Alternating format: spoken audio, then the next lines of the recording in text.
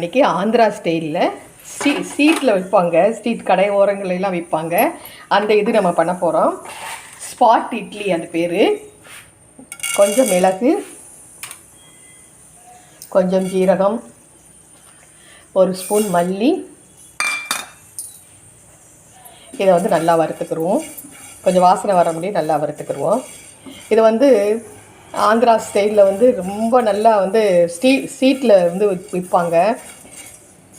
தோசைக்கல்லையும் போடுவாங்க, ரவுண்டாகவும் போட்டு ஒரு அச்சு மாதிரி இருக்கும், அதுலேயும் போட்டு கொடுப்பாங்க.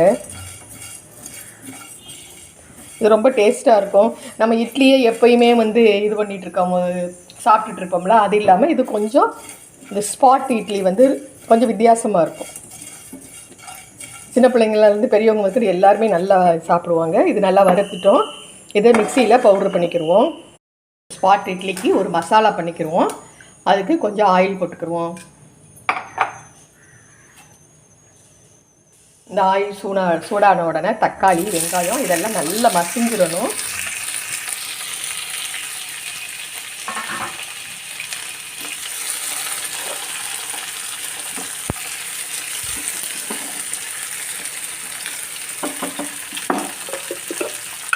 இதிலே கொஞ்சம் மஞ்சள் தூள் போட்டுக்குவோம்.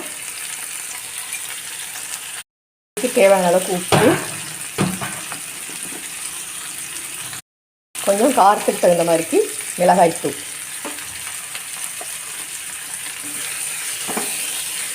இது நல்லா வதங்கிடணும்.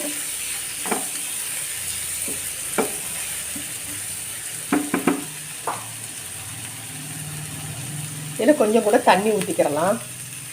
கொஞ்சமாக தண்ணி ஊற்றிக்கோங்க, அப்போ சீக்கிரம் மசிஞ்சிரும்.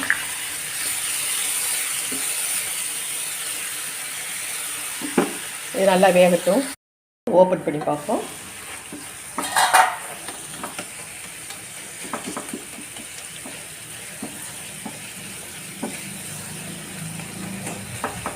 நல்லா மசிஞ்சிருச்சு. தக்காளிலாம் நல்லா மசிஞ்சிருச்சு பாருங்கள். இதில் வந்து இந்த நம்ம வந்து பவுட்ரு பண்ணி வச்சுருந்த இதை நம்ம போட்டுக்கிடுவோம். இது போட்ட உடனே நல்ல ஒரு வாசனை வரும்.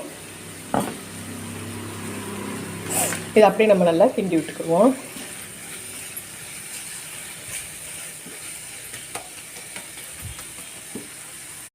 இந்த இது போதும், இதை இறக்கிடுவோம். உங்கள்கிட்ட இந்த மாதிரி பேன் இருந்தால் வச்சுக்கோங்க, இல்லை தோசைக்கல் வச்சுக்கோங்க. இது நல்லா காஞ்ச உடனே இது அடியில் கொஞ்சம் இதை ஸ்டப் பண்ணிடுவோம்.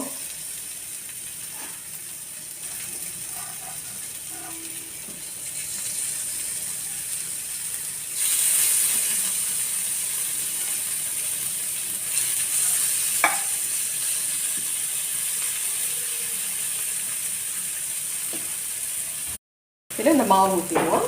எங்கள் இட்லி மாவு எப்பயுமே உள்ள இட்லிக்கு உள்ள மாவு இதில் ஊற்றிடலாம்.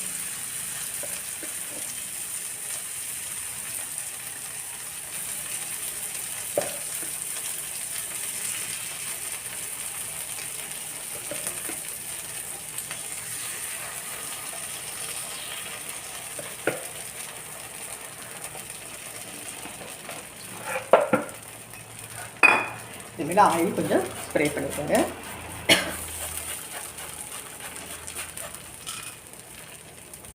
இதை ஒரு மூடி போட்டு மூடிடுவோம். இப்போ பாருங்கள் நல்லா வெந்துருச்சு. இது மேலே வந்து நம்ம அரைச்சி வச்சிருந்தோம்ல பவுட்ரு, அதை கொஞ்சம் இது மேலே அப்ளை பண்ணிக்கிடுவோம். இதை அப்படியே பரட்டி போட்டுற வேண்டியது தான். பாருங்கள், இப்படியே ஒன்று ஒன்றா அதுவாக மேலே வந்துடும். பாருங்கள், மெதுவாக எடுத்து உடைஞ்சாமல் 2 ஸ்பூன் வச்சு இப்போ இதே மாதிரிக்கு எல்லாமே ஒன்று ஒன்றா நம்ம பரட்டி போட்டுருவோம்.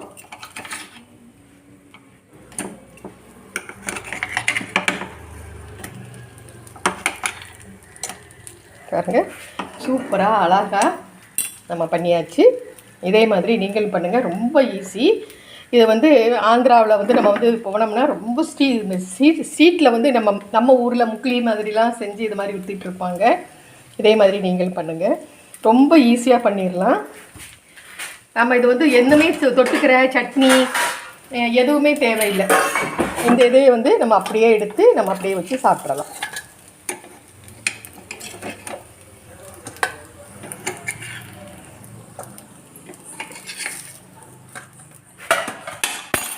இன்னொன்று ஊற்றுவோமா? இன்னொன்று ஊற்றி காமிக்கிறேன் பாருங்கள்.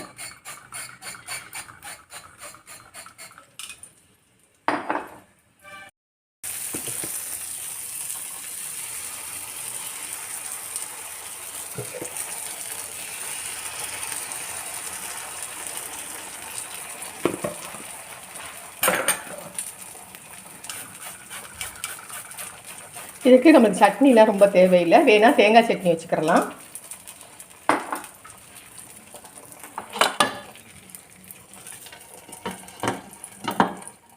மூடி வச்சுருவோம். இட்லி வந்து நம்ம பண்ணியாச்சு.